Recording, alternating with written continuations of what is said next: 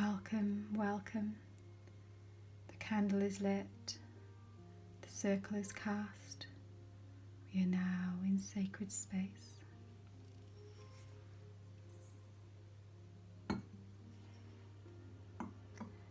Take a few moments to settle in. Some deep breaths to feel your body connected. There is nowhere you need to be but here. No time you need to be but now.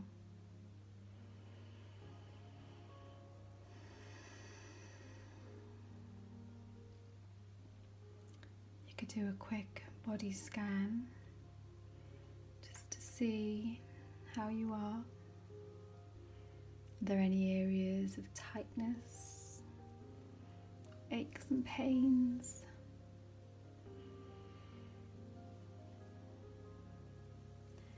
This month of April here in Wales is usually a very wet month, and it can be a time when there are kind of seasonal clearings after the change of the equinox.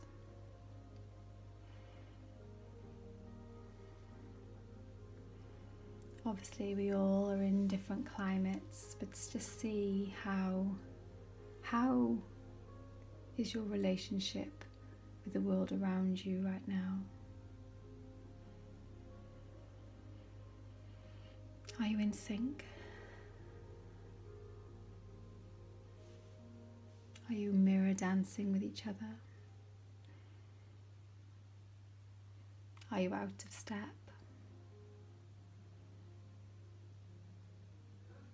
Just notice. And on this card, the imagery is, let me hold it a bit closer. Oh, there's not going to be enough light on it now. There. So on this card, the imagery is that one of a triple goddess. Although I don't necessarily feel that is her as such. I've spoken about this a little as well in the circle. I find the source material for Morgan le Fay is very minimal, and where she pops up is in relation to Arthur in the Arthurian legends. But I feel like the kind of memory of her, the kind of presence of her is linked to something much earlier than that. When I've worked with her is more as almost like a land spirit, like an elemental. She is the body of the land, or that fae, the fairy, perhaps one of the fae folk, one of the original inhabitants of this island, the UK, before even the Celts came. I feel like she is part of that, and that her tussle or not, depending on which account you read, with Arthur is to do with that change in perspective from a kind of earth-based, grateful for the gifts of the earth kind of perspective to a more patriarchal ownership of the earth. We take what we want from her kind of vibe. So yes, I think that however you approach her and whichever kind of version of her you are familiar with or are discovering, there's not really a right or wrong way to connect with her. She is, that for me, like I say, she feels less like a kind of distinct goddess and more as a kind of, I like the cultural presence of her. I think that kind of newer in the last few hundred years cultural identity is something interesting that definitely can be worked with, but I feel like the roots of her go back a very, very, very long way to, into the Mabinogion and back into the oral culture before that.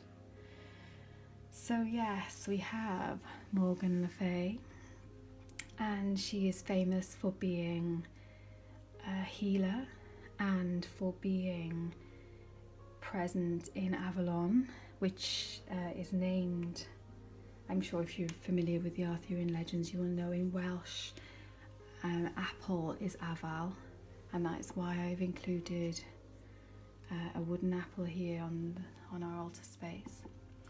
And so the Avalon is Avalon, the land of the apple trees. So that is how it is spoken of in the Mabinogi. So yeah, link to that. And funnily enough, I drew some cards to go along with Morgan.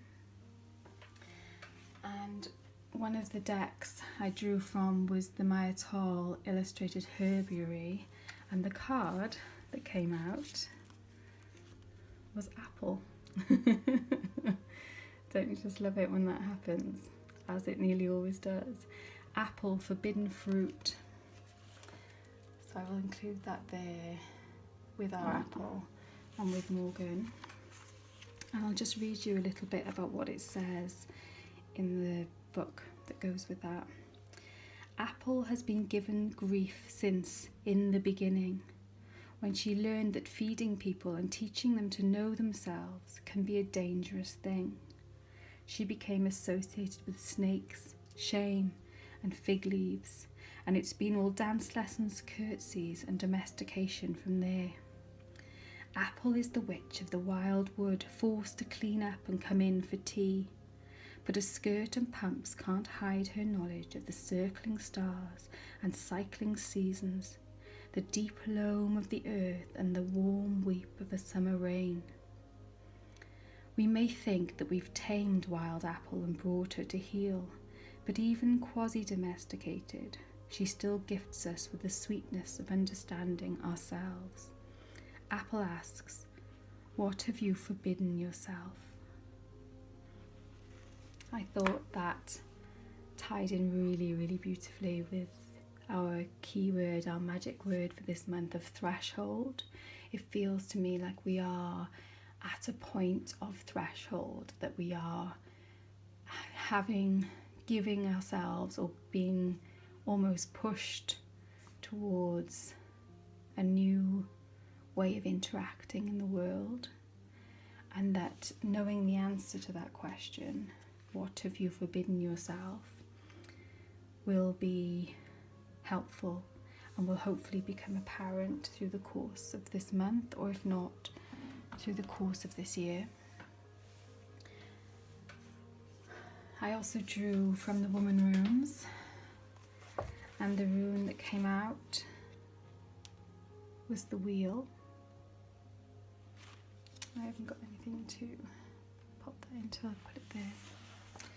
And the wheel is the rune of fate or change of fortune. Again, it's about change, it's about stepping through. And I will read you a little of what it has in the guidebook. Destiny, fate, fortune. You are not in complete control. You do not make all the choices. A million factors, seen and unseen, have gone into the unfolding spiral of your life and will continue to co-create it. You are a thread in the tapestry, a note in the song, a star in the sky, a drop in the ocean, a leaf on the tree, a cell in the body, a pattern in the sand. But somewhere in the stars your name is written, and a sound chimes only for you. The tracing of your veins, the patterns of your fingertips, the gene patterns of your soul being. Is this fate? Is this destiny? Is this you? And it goes on to say about us being part of the web, that we are the weavers and we are the web, as we sing in the song. We are the weavers, we are the woven ones, we are the dreamers, we are the dream. We are the weavers, we are the woven ones, we are the dreamers, we are the dream. Yes.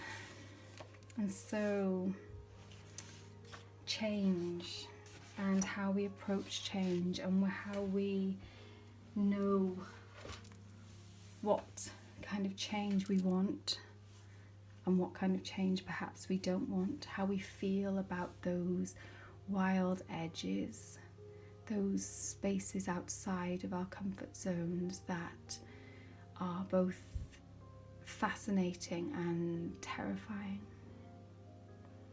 That's what it feels like Morgan le Fay has come to aid us with this month. And the meditation I'm going to do is based on in the book that comes with the Goddess Oracle. I find the meditations in this book, although they're quite short, they are good, and with a little bit of embellishment, they are great. So I'm going to use the template here as a springboard for this meditation. So it is time to get yourself settled. You should already be feeling a change in your body because we are in sacred space, but you may want to find yourself a slightly more comfortable and supported position, whether that is seated on the floor or on a chair, or you could lie down on the floor. Just feel yourself supported by the earth.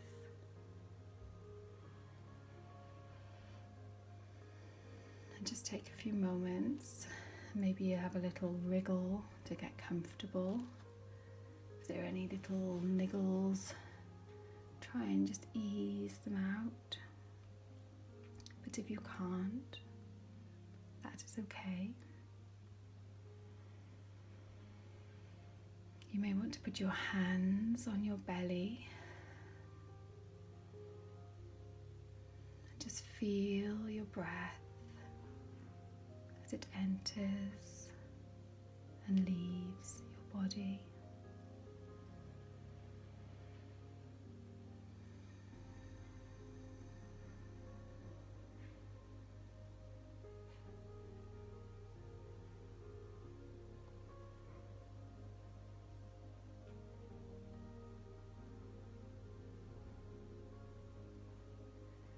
Follow each breath as it goes in and out. Follow it all the way to the end of the exhale, and then the inhale.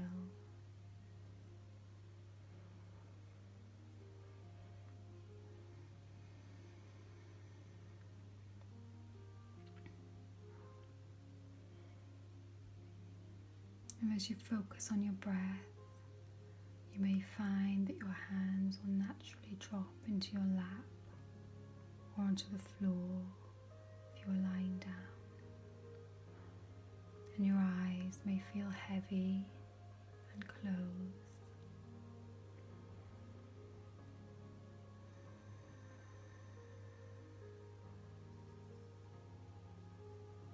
You are fully supported.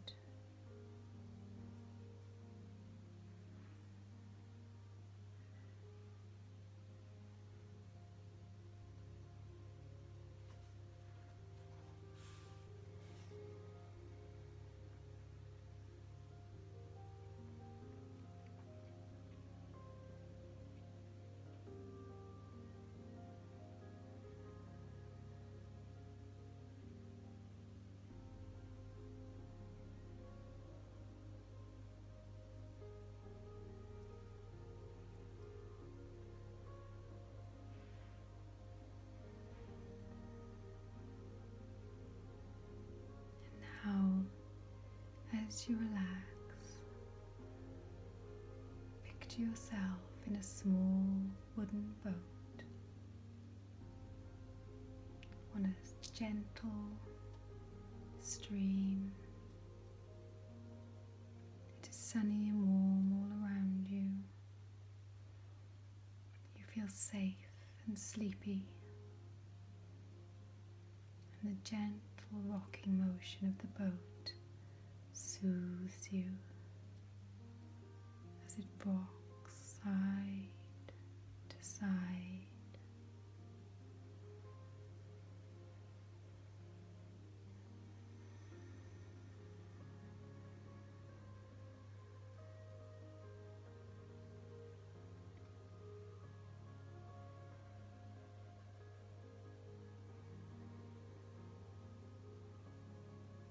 The boat cradles and rocks you to a deep state of relaxation.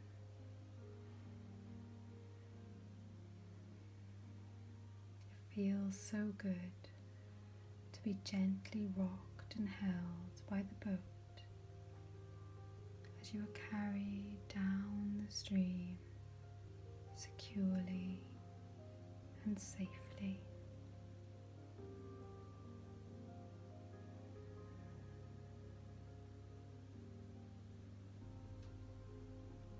You can hear birds singing above you.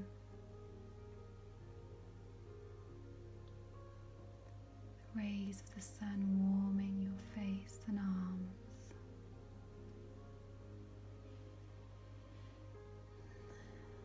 And the lapping of the water against the boat and the banks of the stream.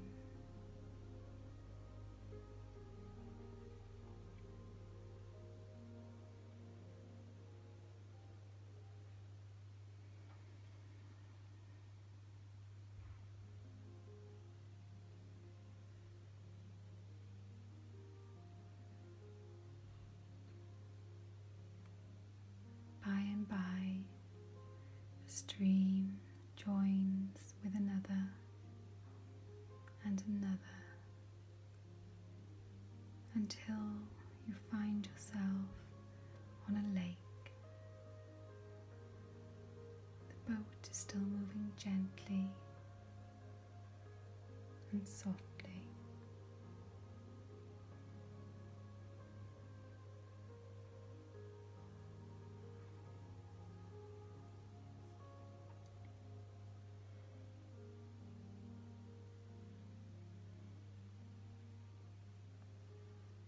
Sense some spray on your face, and you open your eyes to see a curtain of mist.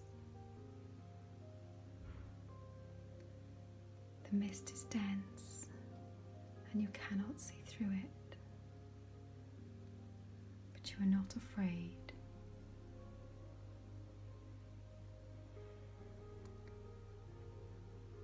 Slowly the mists part, creating a passageway for your boat. And as you sail through, the mists close behind you. Before you is the island of Avalon. Your boat gently kisses the shore, and you get up and step out onto the soil of the island.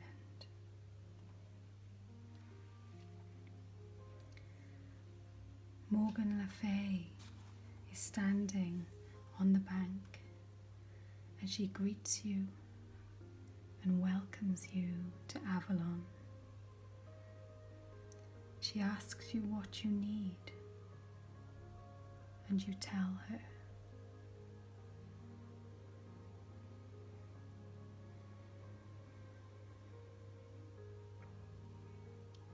She takes you by the hand and leads you to a magical cauldron in the middle of a circle of apple trees. Both sit on the large stones by the side of the cauldron.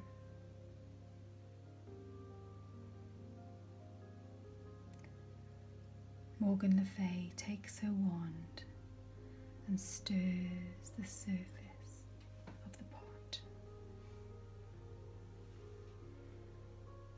The ripples scatter out from her wand, and you see reflections scattering and darting. When the surface becomes still, you can see the answer to your question. You can see what it is you need, what it is that you have been forbidding yourself.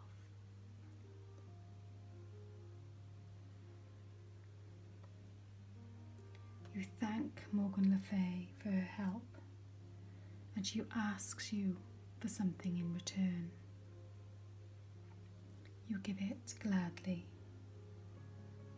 Then she walks you back to your boat. You step in and lie down,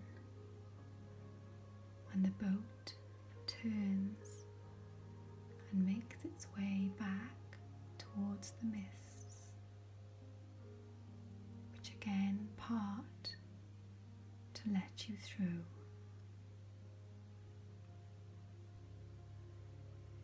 And again close behind you, shrouding the island of Avalon from view. The gentle rocking of the boat is soothing,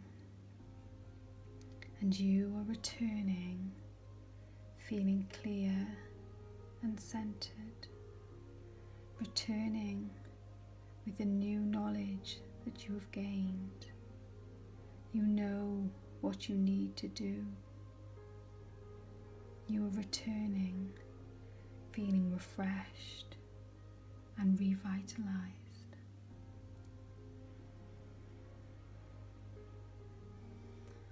You know what you need to do. You know the threshold you need to cross, even if you do not know what lies beyond.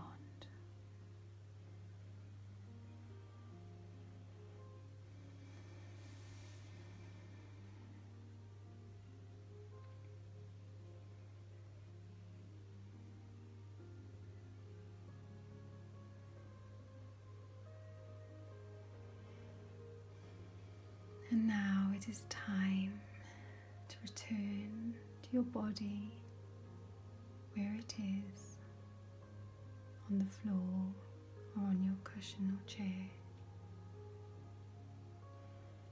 You wriggle your fingers and toes. Take a few breaths, and when you are ready, open your eyes. You have been on the journey, and you have seen what you needed to see. Know that you can journey to Avalon through the mists to meet Morgan le Fay whenever you need her.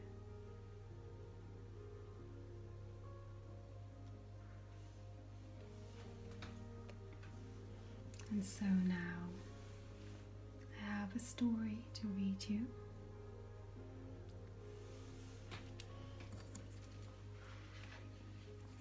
Another story about thresholds and about rainbows, and it is from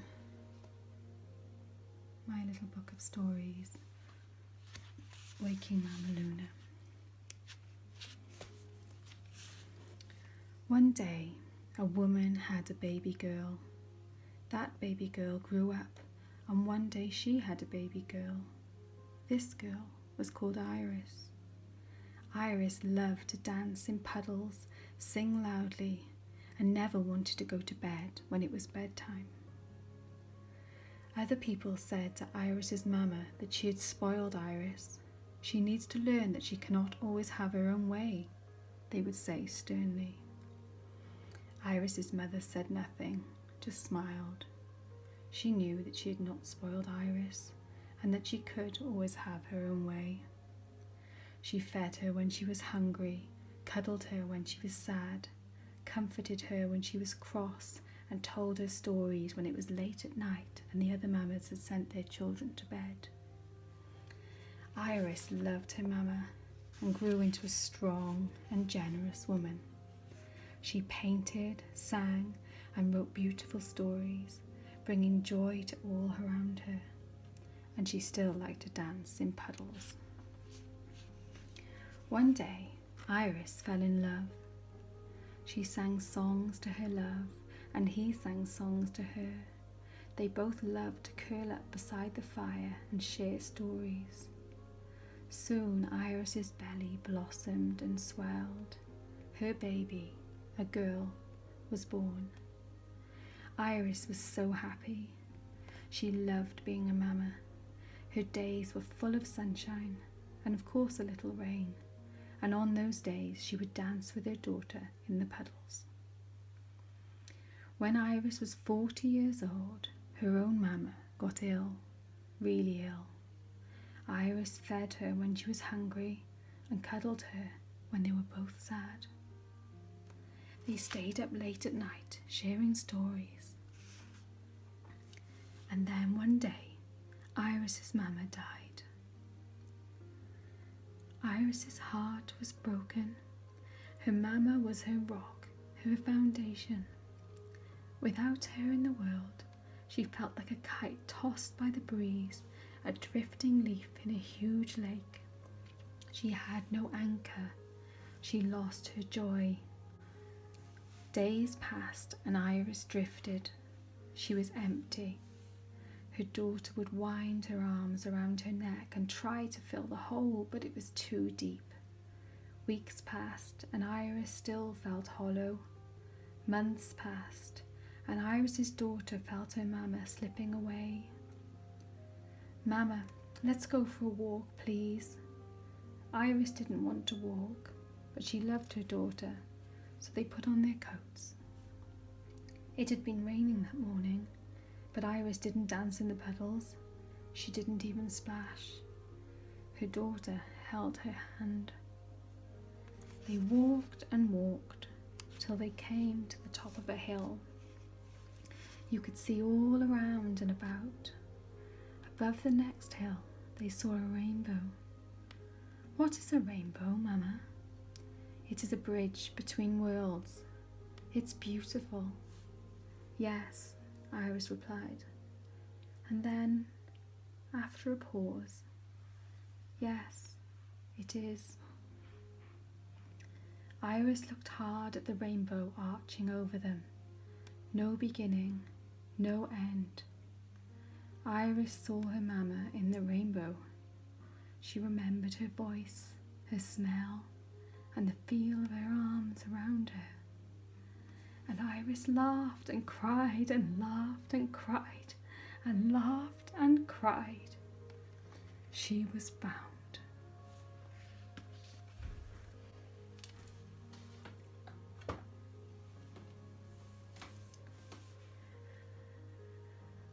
And so we've come to the end of our ritual for Morgan le Fay and for April.